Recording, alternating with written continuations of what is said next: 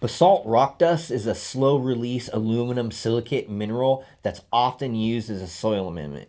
It's great at remineralizing soils with calcium, magnesium, silica, and a little bit of micronutrients and trace elements. Basalt isn't conventionally thought of as a fertilizer because it doesn't contain any nitrogen or phosphorus and has very low potassium levels. However, it does contain a high percentage of silica and a good amount of calcium, magnesium, iron, and a small amount of manganese, copper, and zinc.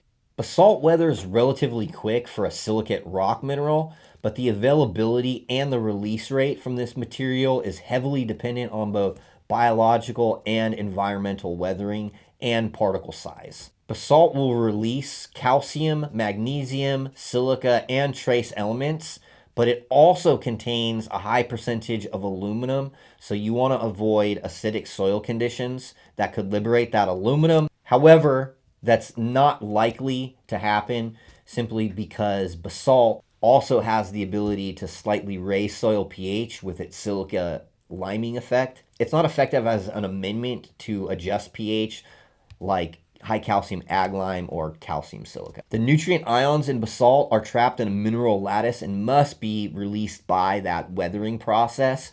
So the release of soluble nutrient ions are typically slower than soluble fertilizers, and they're usually slower than a lot of organic meals. And that's why it's really important to get a very fine material, because finer material has a larger surface area and that will weather and release nutrients more efficiently. So soils with higher carbon levels that are biologically active will liberate nutrient ions from basalt more efficiently. And remember, it's always best to use personal protection equipment when mixing very fine, dry, dusty amendments. So basalt can also contain heavy metals, just like so many inputs. And it's always a good idea to test because different sources come from different areas and will have different levels. However, most levels seem to be pretty moderate and not at ranges that are dangerous or potentially toxic. So basalt is a really great amendment, and if your goal is long-term mineral balance and biological support, it's great. It's really good for acidic and sandy soils with low base cation saturation. So that's your base cations, calcium, magnesium, potassium, and for soils that have low calcium and magnesium reserves or low cation exchange capacity.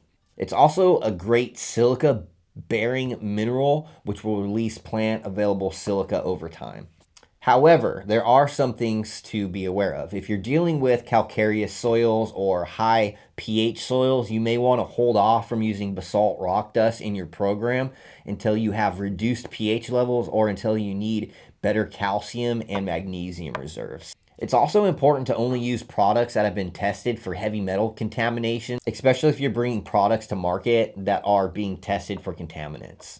Also, if you're dealing with phosphorus limited soils, it may not be a good idea to use the basalt because it can increase the precipitation reactions between calcium and phosphorus or between micronutrients like iron and manganese and phosphorus. And that could lock out both micronutrients and phosphorus. So all in all, it's a really good amendment, but you have to be aware of when you should use it, how much you should use, and why you're using it. Always test organic inputs for heavy metals contaminations and always be aware of the pH conditions that you're applying because that can have a drastic effect on overall quality and yield and the way that that system functions as a whole.